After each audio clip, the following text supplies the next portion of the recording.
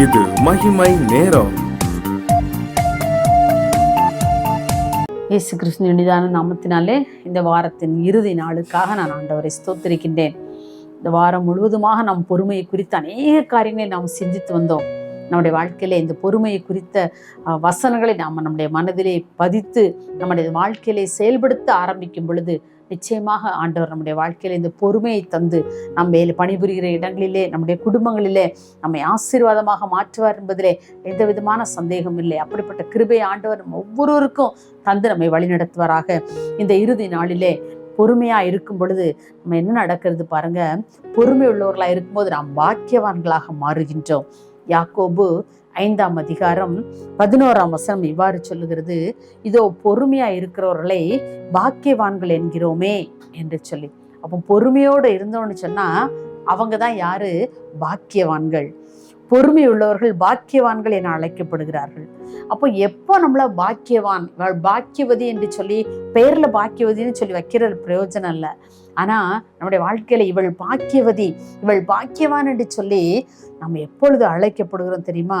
நாம் பொறுமையினால் நாம் நிரப்பப்பட்டிருக்கும் பொழுது மாத்திரமே இவன் பாக்கியவான், இவள் பாக்கியவதி என்று சொல்லி நம்மை குறித்து மற்றவர்கள் சாட்சி கொடுக்க முடியும். அப்படின்னா நம்ம நினைக்கிறோம், எது வரைக்கும் நான் பொறுமையோடு, என் வாழ்க்கையில் நான் இத்தனை ஆண்டுகள் நான் பொறுமையோடு இருந்து விட்டேனே, இனிமே என்னால் பொறுத்து கொள்ள முடியாது. நம்ம நிறைய வேளையில சொல்றோம்ல, நான் இத்தனை வருஷம் நான் காத்திருந்து பொறுமையோட காத்திருந்தேன், இனிமே என்னால காத்திருக்க முடியாது. நம்ம அநேக வேளையிலே சோர்ந்து போகிறவர்களா இருக்கிறோம். ஆண்டவர் அதான் சொல்றாரு, நான் அதுக்கு தப்பிக்கொள்ளும்படியான போக்கே நான் உங்களுக்கு தருவேன்னு சொல்லியிருக்கிறார்ல. அப்ப நம்ம அந்த பொறுமையை காத்து கொள்ள வேண்டும். எது வரைக்கும் நான் பொறுமையா இருக்கணும்னு சொல்லி யாக்கோபு சொல்கிறார் பாருங்க. யாக்கோபு 5:7 கர்த்தர் வருமளவும் நீடிய பொறுமையா இருங்கள். ஆண்டவர் வர்ற வரைக்கும் நாம் பொறுமையோடு இருக்க வேண்டுமா? நம்முடைய பொறுமை எது வரைக்கும் நீடித்திருக்க வேண்டுமா? ஆண்டோடைய வருகை வரையிலும். அப்போதான் ஆண்டவர் சொல்வா, இவள் பாக்கியவதி, இவன் பாக்கியவான் என்று சொல்லி ஆண்டவர் நம்மை குறித்து நம்மை அவர் அன்போடு அவர் தன்னிடத்துல ஏற்றுக்கொள்வதற்கு நாம் பொறுமையோடு காத்திருக்க வேண்டும். அவருடைய வருகை வரையிலும் நம்முடைய பொறுமை நமக்குள் இருக்க வேண்டியது மிக மிக அவசியமா இருக்கிறது. அப்படி நாம் பொறுமையோடு அவர் வருகிற வரைக்கும் நாம் இருந்தோம் என்று சொன்னால் மணவாளன் வரும்போது அவரோடு கூட நாம் செல்ல முடியும். அவரோடு கூட நாம் அந்த ஆளுகையிலே, அரசாட்சியிலே நாமும் கூட நாம் பங்கு பெற முடியும்.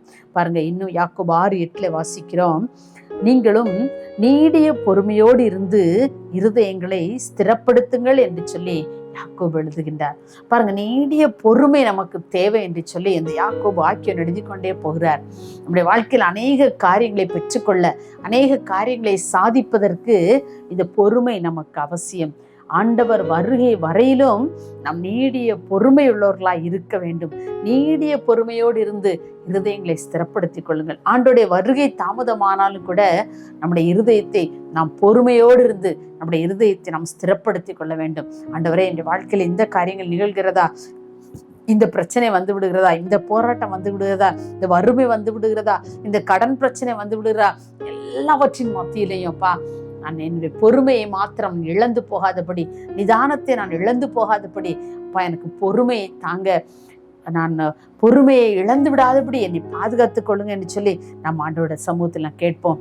பொறுமையே நம்ம எங்கிருந்தும் வாங்க முடியாது. எவ்வளோ காசு கொடுத்தாலும் நம்ம வாங்கவே முடியாதுல்ல. எவ்வளோ பொருட்களை நம்ம எவ்வளவோ காசு கொடுத்து நம்ம வாங்கிடுறோம். ஆனா இந்த பொறுமையை நம்ம எந்த கடையில, எந்த ஷாப்லயோ, எந்த மால்ல, எங்க போனாலுமே இந்த பொறுமையே நம்ம என்ன செய்ய முடியாது, பெற்றுக்கொள்ளவே முடியாது. அப்ப நமக்கு எப்படி இந்த பொறுமை கிடைக்கும்? வேத வசனங்களின் மூலமாக நம்முடைய ஆத்மாவை நாம் நிரப்பும் பொழுது, நம்முடைய இருதயத்தை நாம் நிரப்பும் பொழுது நமக்கு பொறுமை கொடுக்கப்படுகிறது. பொறுமையாய் இந்த உலகத்திலே நாம் வாழ முடிகிறது. பின்ன நம்ம அதுக்கப்புறம் பார்த்தோம்னு சொன்னா, இந்த பொறுமை நம்முடைய வாழ்க்கையிலே வரும் பொழுது நாம் பாக்கியவான்களாய், பாக்கியவதிகளாய் நம்ம ஆண்டவர் மாற்றுகின்றார். எப்போது நாம் பொறுமை உள்ளவர்களாய் இருக்கும்போது மாத்திரமே. இந்த பொறுமை நமக்கு எப்படி வரும்? அவருடைய வேத வசனங்களால் நம்முடைய இருதயத்தை நிரப்பும் போது மாத்திரமே இந்த பொறுமை வருகிறது. இந்த பொறுமையின் மூலமாக நம்முடைய வாழ்க்கையில் நாம் பாக்கியவான்களாக மாறுகின்றோம். இப்படிப்பட்ட கிருபை ஆண்டவர் நமக்கு தந்திருக்கிறார்ல. நீ பொறுமையா மாத்திரம் இரு, என் பிள்ளையா நான் உன்னை வச்சுக்கிறேன்னு சொல்லி ஆண்டவர் சொல்லுகிறார். அப்படிப்பட்ட கிருபை நம்ம ஒவ்வொருவருக்கும் தேவையில்ல. நம்ம ஆண்டோடைய பிள்ளைகளாய் வாழ்வது எவ்வளவு அவசியம் பாருங்க. தாவீது ஒரு முறை தன்னுடைய மகனாகிய அப்சலோமுக்கு பயந்து ஓடுகிற வேளையிலே அவனும் அவனோடு சேர்ந்த மக்களும் ஒரு புறமா போயிட்டு இருக்காங்க. அவனுக்கு இந்த புறத்துல சீமே என்கிற ஒரு மனிதன் அந்த தாவீதை தூஷித்து கொண்டே சொல்லுகிறான். அவன் மேல கற்களை தூக்கி வீசுறான், மண்ணை தூக்கி வீசுறான், அவனுக்கு விரோதமான வார்த்தைகளை பேசிக்கொண்டே தூஷித்து கொண்டே அவனை சாபமிட்டு கொண்டே போய்கிட்டே இருக்கிறான். ஆனா தாவீது அவ்வளவு பொறுமையோடு இருந்தான். பொறுமையோடு இருந்து என்ன சொன்னா தெரியுமா? சரி, இன்னைக்கு சீமையையும் தாவீதை தூஷிக்க வேணும்னு சொல்லி ஒரு ஆண்டவர் அவனிடத்துல சொல்லியிருப்பாரு, அதான் அவன் என்னை தூஷித்துட்டு போறான், போட்டுமே அப்படின்னு சொல்லி அவ்வளவு பொறுமையோடு சகித்து கொண்டு இருந்தான். அதனாலதான் பாருங்க, இந்த தாவீதை இஸ்ரவேலின் ராஜாவாக ஆண்டவர் மாற்றினார். அவனுடைய பொறுமையை பார்க்கிறார். உடனே தன்னுடைய மனிதர்களை கூப்பிட்டு சொல்லியிருக்க, அவன் தலையை எடுத்துருங்கடா, வெட்டிருங்கடா, அவன் என்ன எப்படி பேசிட்டு போறான், கல்லெடுத்து தெரியுறான் அப்படின்னு சொல்லியிருக்கலாம். இல்லை அவரே போய் செஞ்சிருக்கலாம். ஆனா அவன் எதுவுமே செய்யல. பொறுமையினால் தன்னுடைய ஆத்துமாவை அவன் காத்து கொண்டான். அன்றைக்கு தாவீது அப்படி பொறுமையாக தன்னுடைய ஆத்துமாவை காத்து கொண்டதுனாலே அன்றைக்கு இஸ்ரவேலின் ராஜாவாக ஆண்டவர் அவன் அபிஷேகம் பண்ணினார். அப்போ பொறுமையின் மூலமாக எவ்வளவு பெரிய ஆசீர்வாதங்களை எல்லாம் பெற்றுக்கொள்கிறார்கள். இன்னைக்கு நம்முடைய வாழ்க்கையில நம்ம பொறுமையை இழந்து அநேக ஆசீர்வாதங்களை இழந்திருக்கிறோம்ல. இன்னைக்கு நம்முடைய வாழ்க்கையில ஆண்டவரே தாவீதுக்கு கொடுத்த அந்த பொறுமை எனக்கு தாங்கன்னு சொல்லுங்க. முதியோர்கள் கூறுவார்கள், எப்படி சொல்லுவாங்க? பொறுமை கடலினும் பெரிதுன்னு சொல்லி. கடல் எவ்வளோ பெருசு, அதை நம்ம அளக்க முடியாது இல்லையா? அதை விடையும் பெரியது இந்த பொறுமை. கடலை விட பெரிதாக இருக்க இந்த பொறுமை பாருங்க. நம்முடைய ஆத்துமாவில வைத்திருக்கின்ற அந்த பொறுமை அது கடலினும் பெரிதாக இருக்கின்றது. யாக்கோபு 5:11 வாசிக்கிறோம், யோபின் பொறுமையை குறித்து கேள்விப்பட்டிருக்கிறீர்களே, தேவனுடைய செயலின் முடிவையும் நீங்கள் அறிவீர்கள். பாருங்க, அந்த யோபு பக்தனுடைய பொறுமையை நீங்க கேள்விப்பட்டிருப்பீங்க. யார் எழுதுறா? யாக்கோபு எழுதுறாரு. அந்த யோபனுடைய பொறுமையை குறித்து யாக்கோபு தன்னுடைய நிருபத்தில் எழுதுறாரு. யோபின் பொறுமையை குறித்து நீங்க கேள்விப்பட்டிருக்கீங்கல்ல, அதனுடைய முடிவில் ஆண்டவருடைய செயலையும் நீங்க பார்த்திருக்கீங்கல்ல. ஆண்டவரை இரட்டிப்பாய் ஆசீர்வதித்தார். அதே போல நம்முடைய வாழ்க்கையிலும் கூட நாமும் பொறுமையோடு அவருடைய பாதத்திலே காத்திருந்து யோபை போல இரட்டிப்பான நன்மைகளை நாம் பெற்றுக்கொள்ள ஆண்டவர் நமக்கு கிருபை செய்வாராக.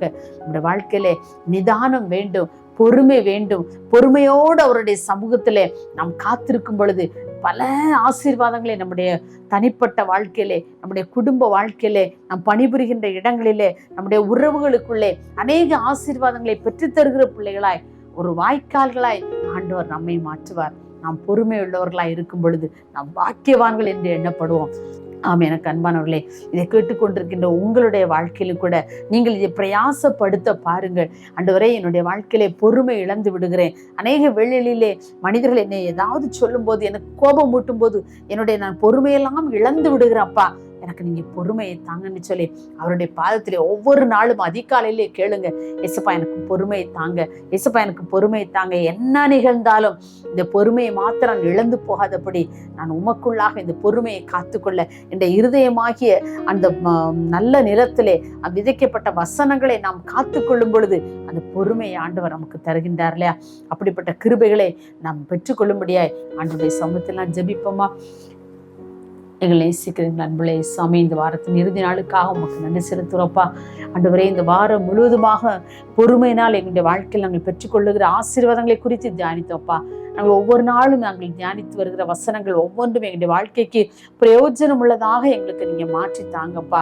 ஆண்டவரே, நல்ல நிலத்தில் விதைக்கப்பட்ட விதைகள் ஆண்டவரை எப்படி பலன் தருகிறதா இருக்கிறதோ அதே போல நாங்கள் கேட்ட வசனங்கள் ஒவ்வொன்றும் எங்களுடைய வாழ்க்கையிலே ஆண்டவரே அது பிரயோஜனப்படத்தக்கதாக நல்ல நிலத்தில் விழுந்த விதையாக ஆண்டவரே அது மாறுவதற்கு கர்த்தர் நீங்க கிருபை தரும்படியாக ஜெபிக்கிறோம். ஆண்டவரே, பொறுமைக்காக ஆண்டவரை காத்திருக்கிற ஒவ்வொரு பிள்ளைகளுடைய வாழ்க்கையில நீங்க பொறுமையை தந்து பிள்ளைகளை ஆசீர்வதிங்க.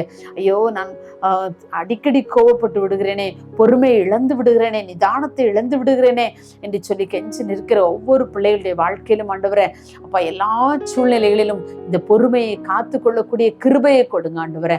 அவர்கள் பணிபுரிகிற இடங்களிலே, குடும்பங்களிலே ஆண்டவரே எந்த இடத்திலும் பொறுமையை நிதானத்தை இழந்து போகாதபடி என் கர்த்தருடைய கிருபையினாலே பிள்ளைகள் ஒவ்வொருவரையும் காத்து ஆண்டவரே நீ கர்த்தர் வருமளவும் நீடிய பொறுமையோடு இருங்கள் என்று சொன்னீர்களே.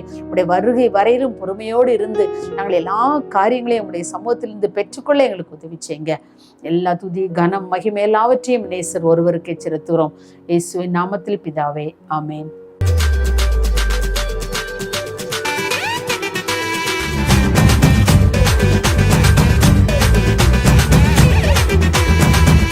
மகிமை மகிமை